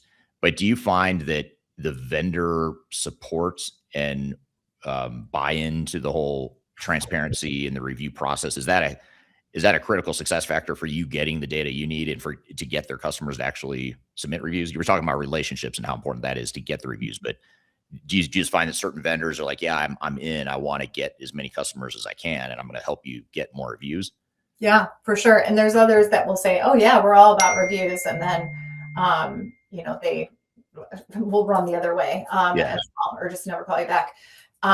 So the best vendors and the best vendor partner ecosystems are the ones that are actually managing the partner quality using these external reviews. And it really does help when the vendor is on board with having the SIs getting reviewed. And in a lot of cases, these software vendors will look to us to say, for their annual partner awards, give us the Raven data and help us make the decision who these awards should go to. And that independence is a big deal. And so, I mentioned UKG on some of these. UKG is a software vendor that really wants to make sure their partners are delivering consistent quality. So they do look at all of these metrics, and they do award based on this as well, which is a big deal. Dayforce is another one. And we've seen other pockets of SAP success factors. And they're also embracing this concept as well, smart communications, Unit 4. And so I think more and more software vendors, I think as soon as they learn, hey, this is a way that we can really showcase the great work that we're doing. This is not punitive in any sense. It really all of a sudden the light bulb goes off, and now all of the SIs want to participate in this because it really helps them showcase what they're doing. Yeah. Very good. Okay. Who's next on the list here? Okay, so we're down to S, stability. Stability is has delivered some of the strongest overall scores in the UKG ecosystem. So they also are focused on UKG implementations, and consistently we see 5-star reviews. With 230 reviews. Again, they have a 9.9 partner satisfaction, which is the highest in this group. And you talk about repeat customers and repeat success. That's what we see consistently from Stability. They are 83% on budget, which is almost 20% higher than the industry average. 4.9 on all qualitative execution metrics. And that is things like consultant quality, responsiveness, implementation process, as well as the software expertise. So, again, it's the consistency and it's the high degree of ratings. I always, tell them, hey, get some bad reviews in here because this is too good. But on the other hand, it's hard to find a customer who has had any negativity there. So Stability, huge player within the UKG partner ecosystem in North America, both across core HR as well as workforce management. What's interesting about Stability and some of the other ones you mentioned is how the partner satisfaction can be so high when the software satisfaction isn't bad. 8.6 software satisfaction isn't terrible, but it's just interesting to see. And to your point, I mean, you can have a successful, positive experience with an SI, even if you don't like the software as much as you like the partner. And it seems like, I don't know if you've seen that before. Have you seen a disconnect between software satisfaction and then the actual implementation satisfaction? Oh, for sure. I mean, we see all the time where we see the partner rated like a 9 and the software vendor rated a 6 or sometimes a 0. Right? If it was a really rocky implementation with a client saying, "Hey, we would have disbanded this project if it weren't for the partner." We've also seen the inverse as well, where the software is rated well, but the partner is rated poorly the first time around. And then we see some projects that were, retreads. And so they go from one SI to another SI, and the second SI gets high ratings and said, is then, the reason that the project was successful in the end. So we see a lot of that as well. Yeah. The other thing too, and this is just more for the audience's edification, is, on the surface, if you look at some of these on time and on budget percentages, a lot of these that we've talked about so far are in that, 70 to 80% on time, on budget range. And on the surface, you think, wow, that's, it could be better, right? You could be a lot better. But actually, those numbers are exceptionally high, I would say. I mean, based on my experience, I'd say it's usually the opposite. Usually it's for most SIs, if I were to just generalize with no data to back me, which is the exact opposite of what you do, Bonnie. But if I'm just speaking from experience, I would say it's probably the inverse. It would be the average on time, on budget, which would be like 70 to 80% are not on time or on budget across the industry. So, and again, don't quote me on that because I have no data to back it. But I think these numbers from what you're going through are extremely high, higher than you may even think on the surface here. Yeah. I would agree with that. And I would say if we're looking at the averages for a full ERP implementation, not just HCM, if we look at and take out the reviews just for ERP, those plummet, like they're half. Right. Yeah. Good point. Yeah. If you're talking HCM versus full blown ERP, I imagine that's a great point of clarification. I would imagine those numbers look a lot different. Yeah. So we've got, and speaking of on time on budget metrics, this next one you're going to get to has even higher on time on budget percentages. So tell us about this next one on your list. Yeah, so Talent Team is an SAP Success Factors SI, and what makes their projects even more unique is they are really focused on talent management and learning. Their delivery metrics lead this cohort. They're 9.7 in partner satisfaction, 86% on time, 87% on budget. With over 71 reviews, and their expertise is in Europe, although they've opened up a North American practice as well. But Talent Team, has really solid reviews, and particularly in talent management, learning, performance, and goals, and things like that. They're a leader with SAP Success Factors. Very good. Yeah, that's very, very impressive. And then last but not least. Yes. So Zalaris, and Zalaris is it stands out for their global expertise in payroll, and particularly in APJ, right? So Australia, New Zealand, they have that niche that is so important to look for if you are doing an implementation in that area of the world. I had a call with a customer from Australia, and they were very specific about looking for somebody that had a footprint and local boots on the ground in Australia. Zalaris was an easy choice there. So they, rated really well by customers. I would recommend them particularly for, the payroll piece of things as well as the HR. Yeah, very interesting. So when you look at all these leaders in the space, and I've tagged them all or mentioned them all in the comment below. And if you don't see them now, you'll see them shortly after this airs. But what are some of the common traits of the highest rated SIs? I think you alluded to a little bit of it as you're going through, but maybe just if you were to summarize, what are the things that make these the highest rated SIs? Yeah.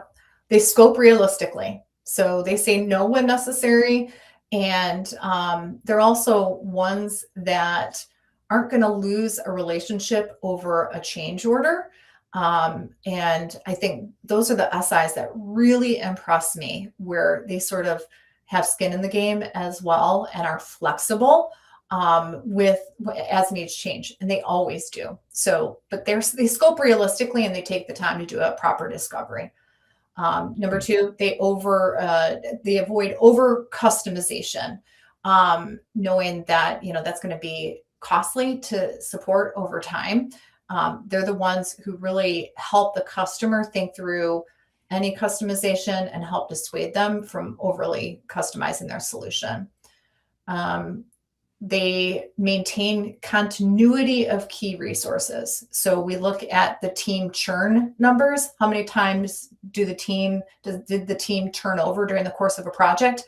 We want to see low numbers there. If they're constantly, swapping in and out resources, that usually creates knowledge gaps, inconsistency, and customers hate that. So they're the ones who don't swap out resources. And they're certainly not the ones that bait and switch, with the experienced team during the sales process and then swap them in for the JV team once the deal closes. Right. And I think they're the ones who will help escalate risks early instead of hiding them. They're the ones who can help the customer know what they don't know about something that's going to snowball and be really painful if it's not addressed early. And so they will spot those risks. They'll mention them. They'll get them all on the table and make sure that, they address things before they snowball. So, they're really going to behave in general, just in general, best partners are behaving like partners and like an extension of the team of the customer and not order takers. Very interesting. Okay, good. And then when you look at the lower rated engagements, which we didn't get to that today, and we're not here to bash on the lowest rated SIs, but when you look at SIs that didn't make the list, or maybe SIs that are outliers in the other direction without the strong positive reviews that you just went through, what are some of the warning signs or patterns or themes you see in those reviews? Yeah. Senior team sells the deal, junior team delivers it, right? That's a pattern with the global SIs, where they will bring out the really senior, speakers for the sales process, and then swap them out many times with offshore resources when they learn that they won the project. So that's a big thing, is just maintaining the consistency of team is not there.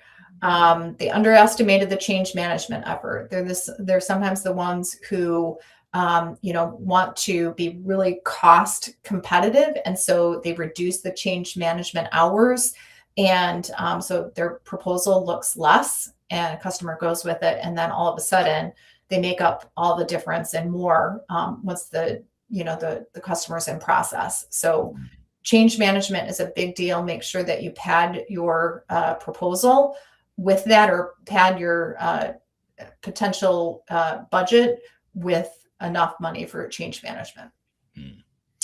High consultant turnover mid-project. And this sometimes points to the firm itself churning out resources. Maybe they're laying people off. And you see that, now, right, in the dawn of AI, where it seems like every company is having layoffs. You want to make sure that your team isn't constantly being brought in and out. That is one of the biggest things that smells failure for these implementation projects, is when you have a project lead, both from the SI as well as the customer, that keeps on moving, because there's that cohesion is so important. Right. And I would say, the last thing is just a lack of clarity on roles between client and SI. So that communication clarity is important. What is your job? What is my job? What is the team's job? And being very clear on who does what, because when that is gray, and then all of a sudden something doesn't get done, it's like, there's a finger pointing type of thing. That was not good expectations that were set up front. So it's the one that is able to really define clarity on who's who in the zoo and what they need to be doing during a project. Right. Yeah. Very cool. And then lastly, just looking at broader patterns, then what are some of the ways that organizations can use this data that you have on your site to de-risk their overall transformation? Yeah. I would say the voice of customers speaks volumes. See what other customers are saying. You're going to get references from the SI one-on-one that you're going to talk to and have a phone call with or a Zoom meeting with. And that's really good. That's really good. Ask them the hard questions, but you need more than one, and you need to find more than just what your SI or your vendor is giving you in terms of references. Because you don't want just the cherry pick stuff. Go out and read reviews, because that's a way to have those independently vetted for you, in addition to your own checking. Go to conferences and your local industry networking meetings. Ask other customers that are there about their experiences. Try and find, sometimes it's like a needle in a haystack, but find those one-on-one sidebar conversations, and get the feedback from other customers as well. And I would say, peer data does not replace due diligence, right? So you have to still do your own homework in terms of your selection process, but it certainly can help sharpen it. And so, it really use the reviews that are available to help validate your what your gut is telling you, because if you feel, hey, this team really connects with my project and with my culture internally, and in addition to that, a whole bunch of other customers have been satisfied with them as well, that's the green light versus, hey, I don't see any reviews for this vendor. I've never heard of them. And, they were just sort of, so, but they're cheap. Let's just go with them, right? That's red flags all over the place. Or, hey, I've heard of this big company that's going to, promise the world and all of these great things about a digital transformation. But, I don't really have a good feeling for other customers' experience because I haven't been able to get that. Red flags. Right. Or I like these guys because they're telling me what I want to hear, not what I need to hear, which is another. That's right. Or nobody got fired for choosing, big company, insert name here. And maybe nobody got fired, but their project wasn't successful either. So. Yeah. And I would argue they actually did. Yeah, probably. Yeah. But what's funny or what's interesting is you're saying that is nobody ever got fired for hiring fill in the blank. I would say that mentality would not apply to any of these, maybe RSM, just because they are a bit bigger and people use them for accounting too, which I think sometimes the accounting firms or the audit firms, I think, create this false sense of security that like, oh, they also do accounting and audit, or they are our auditors in some cases. So their practice over here that does ERP or HCM or whatever must be just as good. And that's not the case. But I would say, most of these names are not household names, the ones that you just talked about, these highest rated ones. Those, other than RSM, I don't know that a lot of people have heard of a lot of these guys. No, and honestly, that's why I want to start this. That's why I started Raven, because nobody had heard of them, and and yet they were delivering amazing value, and customers were like thrilled with them. And it's like I wanted everybody to know about them. Maybe they didn't have the marketing dollars to sponsor the rock band, but they were the ones that just consistently delighted clients, and that's what you want to find. Yeah, big names don't mean anything. Yeah, the ones that are below the radar, they're actually investing in delivering better, not bringing in. 1,000,000%, and you want to, it's easy to see I hate to say it, the old boys network, right? Still going strong, right? Where your salesperson is going to walk in the biggest vendor here. That's not the best way to select a partner. You want the partner that is going to be a good fit for you, because you're going to have to live with them day to day. And, not the one that just bought your sales rep the biggest, steak dinner or something like that. Yeah, absolutely. Well, here's a comment that I think brings us all full circle and sort of puts a bow on everything you just said. And thank you for staying long, Bonnie. This is a great conversation. I always say it, we'll try to keep it around an hour, and here we are, we're past an hour, and we're already out of time. But this comment from LinkedIn is a really good one. It says, just a comment from one of the first questions or topics you covered, Eric. While recommendations and recognition from a global software vendor SI carry meaningful credibility and often considered by buyers, independent and candid customer reviews ultimately have greater influence. Organizations want to hear directly from their peers about real implementation experiences, what worked, what didn't, what value they got, etc. Most SIs can provide curated project references, but independent customer feedback offers a level of authenticity and transparency that buyers can, and then whoever it is ran out of space. So they couldn't have written it better. Yeah. I was like, how are you typing that comment and talking at the same time, Bonnie? I don't know how you had time to put that comment in, because it sounds like something. Right. It's Bonnie Bot. Right. My AI.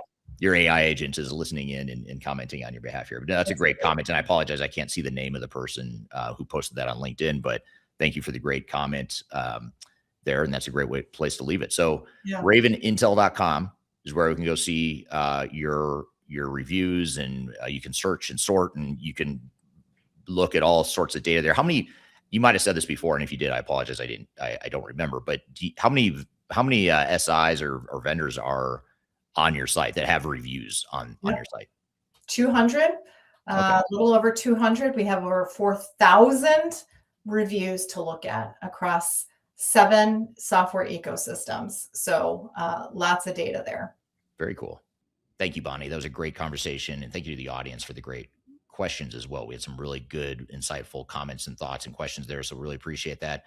We've got a lot more to cover. We're going to dive into this conversation a bit more detail with Bonnie. And we're going to bring Darian back on the show and talk about Bonnie's conversation that we just had in a bit more detail. And we're also going to get into SAP Rise and talk about some of the nuances of the hyperscaling aspect, the cloud hosting aspect of SAP and S/4HANA implementations.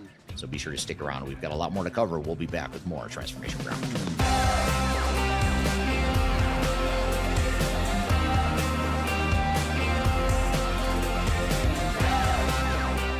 I'm Greg Benton. I'm the Chief Strategy Officer with Third Stage Consulting.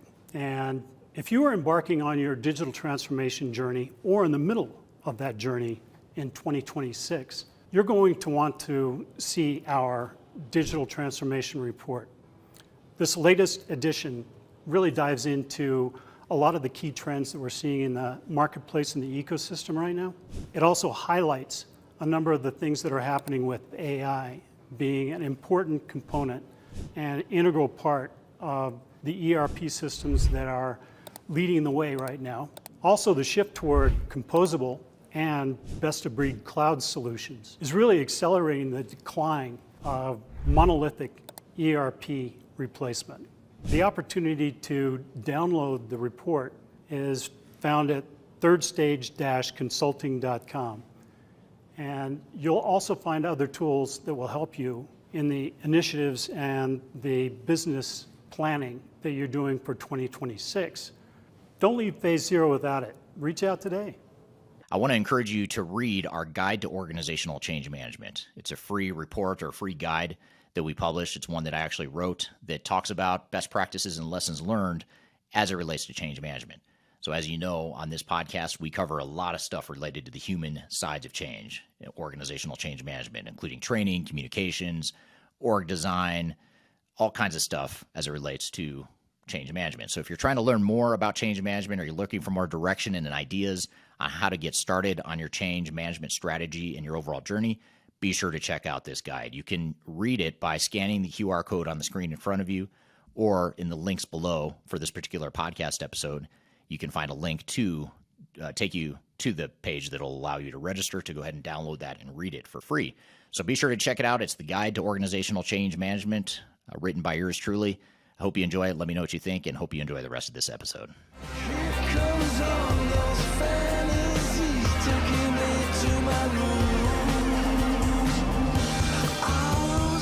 Hello, welcome back to Transformation Ground Control, episode number 262. My name is Eric Kimberling here with Darian Chwialkowski.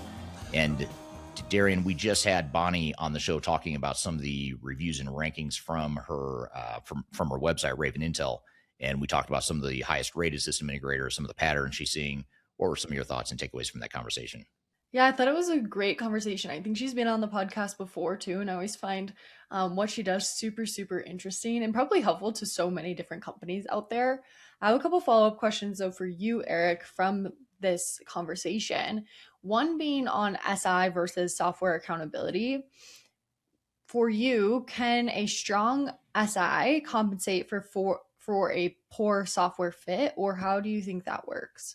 Yeah, that's a great question. And I alluded to this a little bit when I was commenting on how the satisfaction with the system integrators in most of these cases that we discussed here today, their ratings were higher than their satisfaction ratings with the software. And I think that was very telling because, first of all, you have to assume you're not going to be super happy. You're not going to be 100% happy with whatever software you buy. And that's true whether it's SAP, Microsoft, Oracle, Workday, doesn't matter. You're just not going to be fully 100% satisfied because it's impossible that software or any one software is going to satisfy all of your needs the way it was built.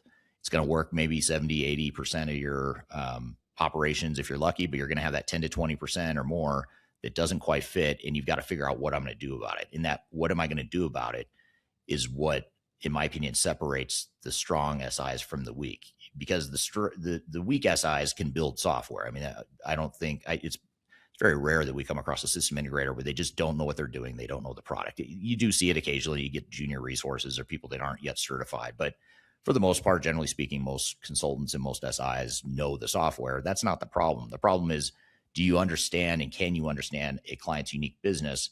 And can you get outside the box of the way technology works and think about how I'm going to connect the dots between the two? Because too often technical consultants lead with technology, and when the technology doesn't fit, doesn't work, they don't know what to do. And they oftentimes will just try to force fit it anyway, or try to convince the client that they should just use the software the way it was built.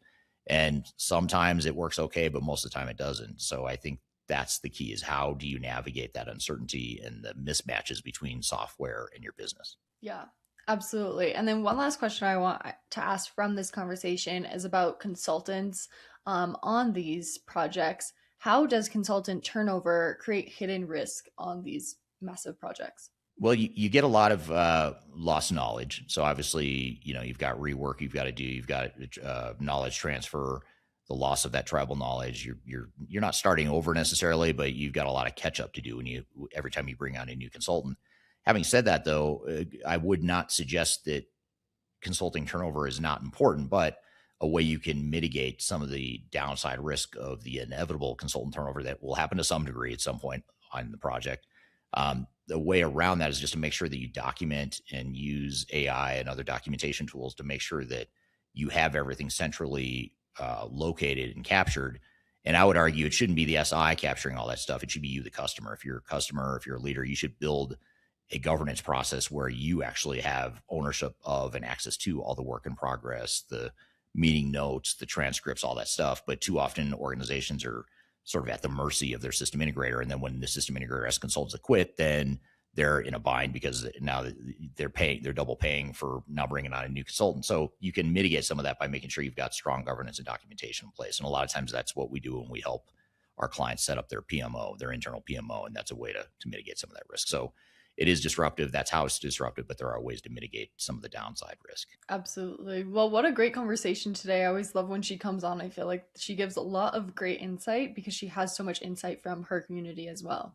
Yeah, she's been doing it a long time and running this company for several years now. So she's got, 4,000 reviews and data points that she's looked at over the years. So definitely a lot to learn there. So appreciate having her on. And I know we talked a bit about SAP earlier in the episode, as well as in our conversation with Bonnie. We're going to talk about SAP some more and talk about SAP Rise. One of the newer ways that SAP is trying to convince ECC customers to move to S4HANA is to bundle everything into a single contract and make it easier, kind of a one-stop shop to do everything through SAP to make that migration as seamless as possible. Sounds good in theory, but it's not always that easy. In fact, it's rarely that easy. And there are nuances that are really important to understand in terms of how you interact with hyperscalers and just trying to understand and determine what the best route is for whether you want to use AWS or Azure, or if you want to use SAP for your hosting needs. So we're going to talk about that here in this recent YouTube video that I published, and then we'll come back and chat about it here in just a second. So let's roll the clip. So SAP Rise is actually a very smart decision by SAP. It's a way that they can market an easy and fast migration to S4HANA. And what it essentially is a way to package together and bundle a bunch of SAP offerings all in one contract to make it easier for you. It typically includes SAP S4HANA Private Cloud Edition. It includes managed services. It includes managing the technical infrastructure. And it also includes commercial packaging. So it's a way to reduce the friction and to give you one single throat to choke when moving forward with your SAP migration. But what SAP doesn't tell you is that when you move forward with SAP Rise, you're not only having SAP manage a lot of these moving parts for you, but you're also giving up a lot of control, negotiating leverage, and limitations on future decisions that you might have to make as it relates to your overall SAP deployment. In other words, SAP, in the case of SAP Rise, controls infrastructure choices and escalation paths and other aspects that you may want to have control of internally. So Rise is less about the cloud or specific infrastructure that you might use to host S4HANA, but it's more about who controls that infrastructure and that environment going forward. Now, to give you some context of what other customers are doing in the SAP space, I recently ran a poll on LinkedIn to find out what SAP customers are using in terms of Rise. Are they using Rise on the SAP infrastructure? Are they using another hyperscaler like AWS or Azure? Or are they still undecided or trying to figure out what they're going to do longer term? And what the survey found is that 43% of organizations are using SAP Rise on SAP's infrastructure. 23% are using SAP Rise on the AWS infrastructure. 9% are using it on the Azure infrastructure, and 26% are still trying to decide which path to move forward with. So for the time being, the number one category, the number one response is that most are using SAP Rise on SAP's infrastructure. But what I want to talk about here today is the dark side of moving forward with that option compared to some of the other options you might have within your SAP migration.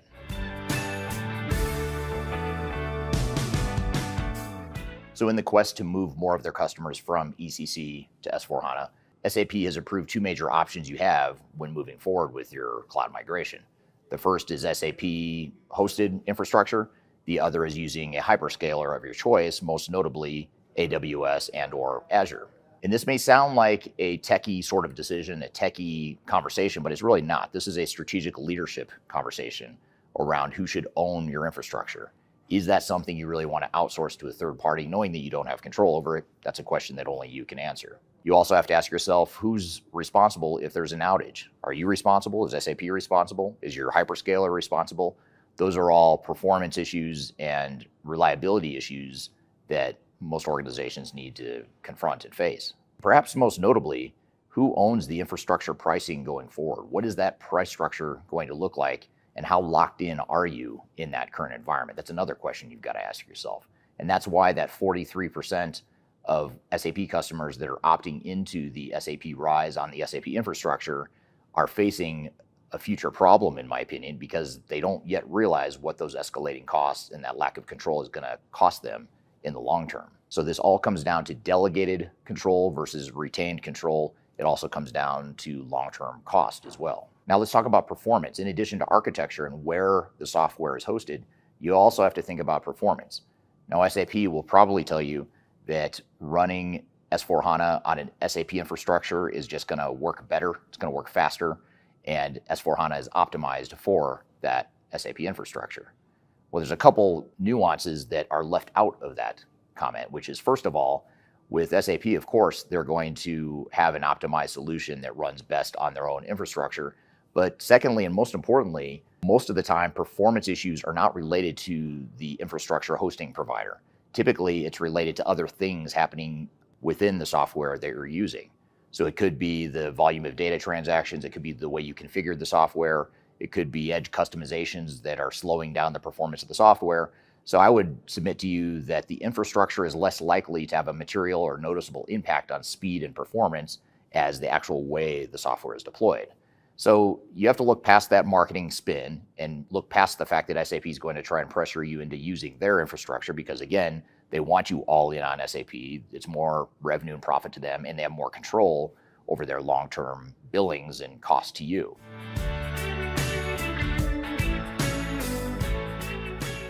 Now let's talk about what happens if you move forward with an SAP RISE contract. First and foremost, you have commercial lock-in. SAP controls everything at this point. They control your infrastructure. They control your SLAs, your service level agreements. They control your renewal terms. They control your commercial bundling and a host of other factors. So SAP has complete control not only over your applications now, but now they have control over your infrastructure as well. So what does this mean to you? Well, this means that you lose negotiating leverage. It's a lot harder to negotiate a cloud contract when SAP owns everything. You essentially have lost and diminished all of your negotiating power. And maybe even the bigger issue is that you lose your option to potentially exit that infrastructure agreement. It's a lot harder to move from an SAP infrastructure to Azure or AWS or some other hyperscaler in the future. And if you are all in on SAP, it just makes that switch a lot harder. So one way to frame RISE is to say that there are benefits to RISE, but it doesn't necessarily reduce risk. What it does is it moves the risk and centralizes it all within the SAP ecosystem. And I'll come back to how to navigate this and how to make the right decision for your organization later. But just to give you a little spoiler alert, if you're already all in on SAP and you're very happy with SAP and you know you're going to be an SAP shop for decades to come, it may make sense. But if there's any part of you that thinks that you might need flexibility and optionality in the future, you may want to rethink how you approach SAP RISE.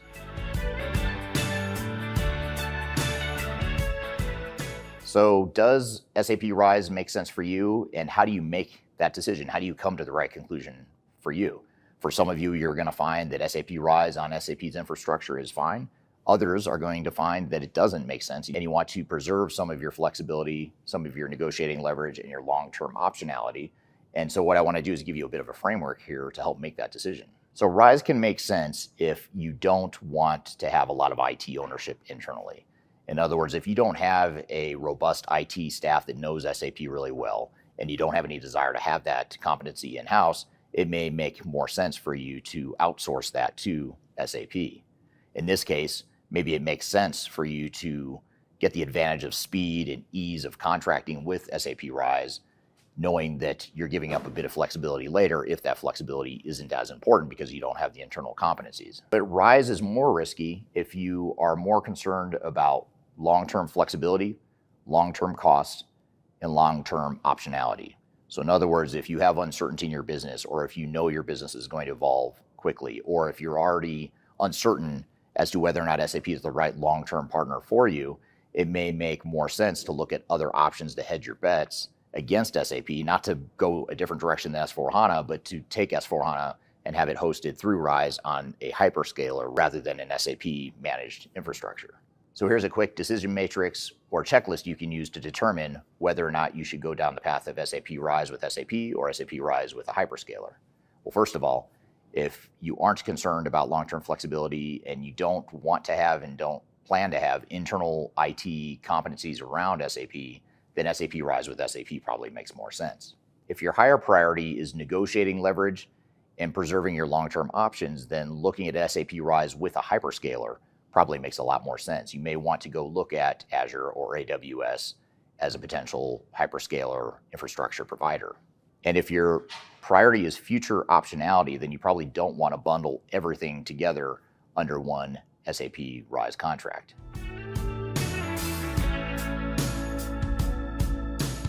So here's the bottom line. Rise with SAP is not a bad thing necessarily. However, you need to be objective when evaluating your options. It's definitely a good thing for SAP, so they are going to pressure you into moving forward with an SAP Rise contract that bundles everything together, including infrastructure and managed services, et cetera. But what you have to do is look at yourself and your organization, your long-term strategy to decide what's best for you. And again, this is not a technology decision. Your IT group should have input into this process or into this decision, but ultimately this is a leadership and strategy decision that your top leadership within the organization needs to make, because this will have material effects on your long-term cost structure, your long-term risks, your long-term strategic advantages as an organization. And those are things that only leaders can decide for the organization. So that was a video from my recent YouTube channel where I talk about SAP Rise and some of the hyperscalers. What were some of your thoughts and takeaways from that, Darian? Yeah, I thought it was a great video. Actually, I think it goes very well with the conversation that you guys had today, because I think you can take what other data points people are seeing, and then also it was great to see your opinion on things as well. I think one main takeaway I had was SAP is obviously positioning Rise as almost like this easy button, and that messaging frames Rise as the safest, fastest path to SAP ECC or to S4HANA. It also kind of has that bundling infrastructure, kind of like we talked with Microsoft earlier. So obviously Microsoft is not the only ones doing the bundling. Yes. But yeah, I just found it super interesting on that side of things. But with that, Eric, how should executives weigh speed versus long-term flexibility when evaluating Rise for SAP? That's a great question. And the question exposes some of the conflict of interest between software vendor and customers. So software vendors' interests are in seeing you move to the cloud, ideally the public cloud as soon as possible. And reason being, because you get that annual or recurring revenue as a vendor, which means your investors are going to drive up your stock price. So the higher you can get your cloud annual recurring revenue, the better you're going to do, and the more you're going to be rewarded by your board and by your investors. Just to give you a quick side note, SAP recently, just a few weeks ago, their stock price got hammered, not because they announced poor results, but because they announced recurring cloud revenue results that were 1 percentage point off or short of what they projected. It's just 1%, but the stock just got hammered. It got pummeled. And it was still very strong, still very healthy cloud revenue. But the fact that it wasn't as high as investors wanted just shows you how much pressure and how much money is at stake to get as many customers as possible onto these cloud solutions. So I think that's what vendors want. You as a customer, you probably want more flexibility than SAP wants to give you, not because they're necessarily bad people or they just dislike flexibility inherently, but because their software is meant for scale, not necessarily flexibility. So that competing or conflicting priority is something that It's really up to the customers and their independent advisors to help them navigate that reality, because that's that conflict, that tension is what ends up breaking a lot of these projects. Yeah, absolutely. Another question I have is, at what point does commercial lock-in outweigh the convenience of bundled contracting, which I know we kind of talked about earlier, but I guess in terms of SAP in particular. I think short-term lock-in is something that seems pretty innocuous. It doesn't sound like a big deal in the short term because I know I'm going to move to S/4HANA, or I know I'm going to move to Microsoft or whatever. I'm not necessarily thinking 3 to 5 to 10 years out when I have to switch systems, and that's where the pain and the cost is going to happen. So I think the money you save now through bundling, you're going to pay for it exponentially more in the future long term, because now you've lost negotiating leverage. Now you're locked into that vendor. Now it's going to be extremely high switching costs. You thought it was hard to implement ERP before. Imagine how hard it's going to be when you're on a public cloud scenario and now you're trying to switch from one public cloud provider to another. We haven't even begun to see even the surface of that wave of transformations in the future, and that's where things are going to get real ugly, in my opinion. Yeah, absolutely. Another thing I found interesting on the video was the cost escalation and pricing ownership. So leaders must ask who controls that infrastructure in order to learn the pricing structure long term, and how easily they can adjust the strategy if the business needs to adjust, which I think plays into that lock-in obviously as well. Mm. But with that, Eric, what are the most common misconceptions executives have about that in general, of what questions to ask or what the pricing should look like? Yeah, I think a lot of it is just having transparency into what happens when I add more AI agents, or what happens when my consumption through my hyperscaler increases. What does that do to my cost structure? And do I have a say in it? Is it like an open checkbook that you can impose new pricing however you want, or have I set in or locked in some parameters to lock that down? So I think that's the big thing you have to look at, is not just what you're paying today. That's really not the issue. Once they get you locked in, then it's a lot easier for them to raise the prices longer term, because like I said, the switching costs are so high. They know you're not going to go anywhere unless you really have to. And they'll probably just try to keep raising prices until you cry uncle, or until the industry cries uncle and wants, and then they experience that pushback. Yeah, absolutely. Well, super interesting. I feel like all of that is stuff that companies definitely need to consider before they even start their implementations. Yeah, great conversation. We dove into a lot of stuff here today, and really appreciate all the great feedback we've gotten from the audience. And thank you, Darian, for another great episode. You can find new episodes of this show every Wednesday by going to transformationgroundcontrol.com. The show is sponsored by Third Stage Consulting, produced by Major Town Production. So be sure to reach out to us if you'd like to learn more about your digital transformation and any questions you might have, and how we might be able to help you with that digital transformation. And look forward to seeing you next week on the next episode of Transformation Ground Control. In the meantime, have a great week. Take care, and we'll see you soon.